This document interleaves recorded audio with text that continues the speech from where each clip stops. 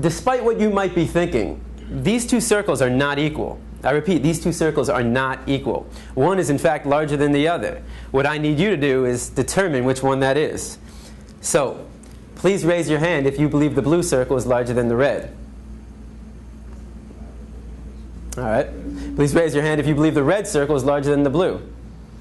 All right, very good. Now, before I said anything about these two circles, what was your first instinct? Equal, right? Because they look equal. And the reason why they look equal is because, in fact, they are equal. These two circles are identical.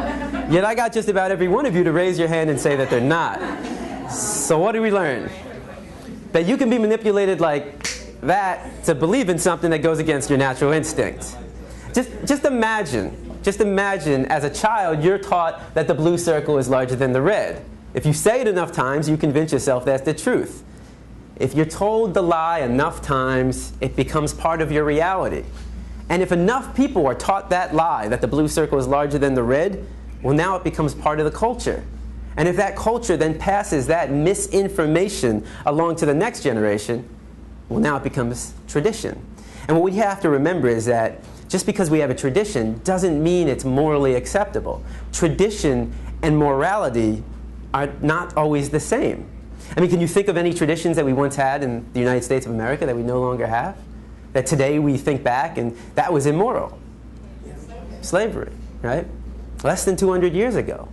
And that was a tradition. So the traditions we have today doesn't necessarily mean they're morally acceptable. And as we evolve as a culture, so do our traditions. Now, The Matrix is a story. It's a story. When told enough times to enough people, it becomes part of that culture. It becomes the tradition. And this story is being told over and over every day. In fact, if you believe the image on the carton is where you're getting your milk from, you're deceiving yourself.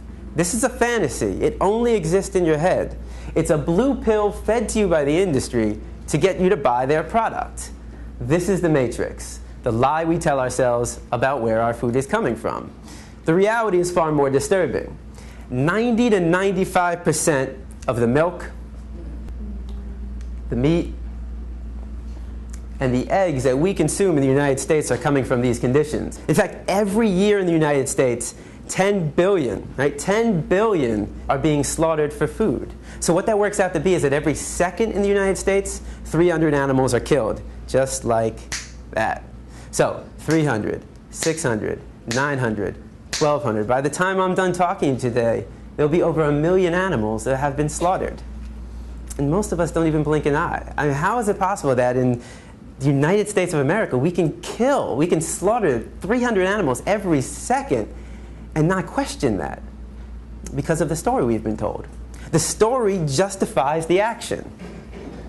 If you say it enough times, you actually convince yourself that's the truth. How many of you were taught as a child you need to eat meat to get protein? I mean, I know I was.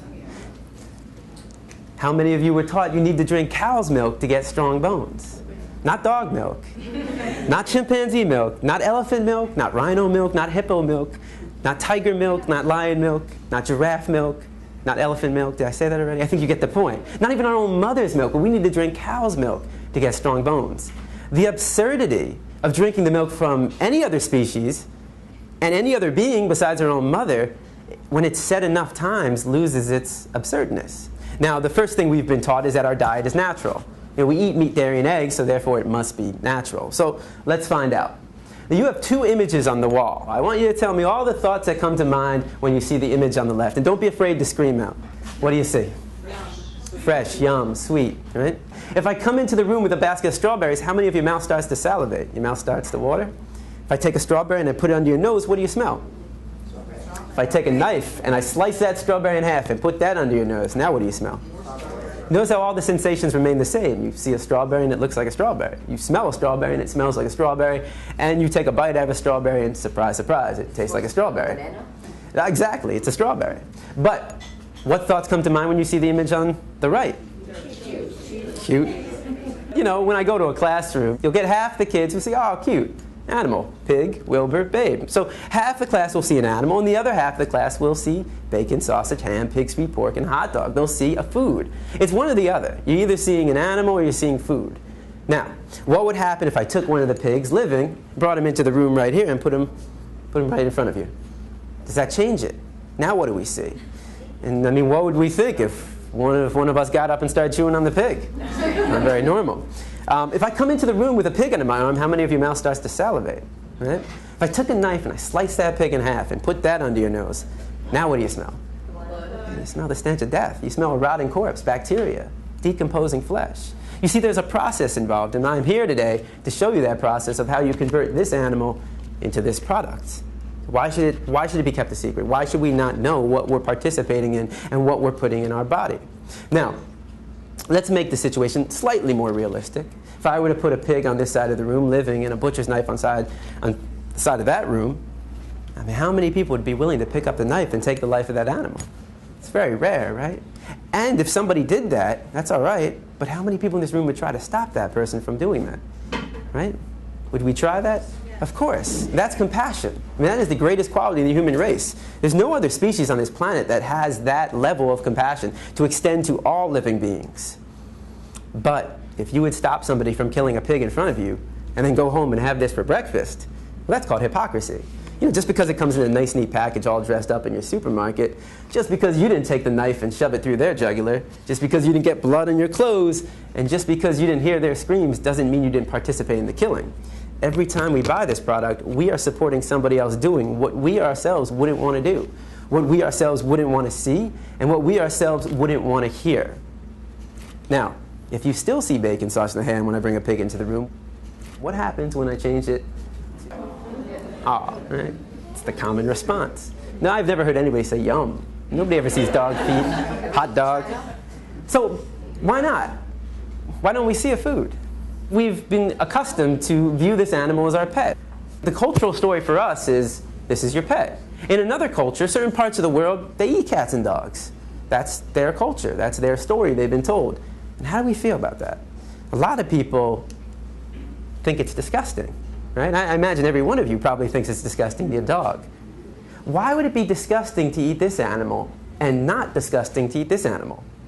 Why would it be wrong to eat this animal and right to eat this animal? And most importantly, why would it be wrong to kill this animal and right to kill this animal? Culture. It's culture. It's the story. It's the matrix that we've been told. But culture is just a story. That's all it is. It's just make-believe.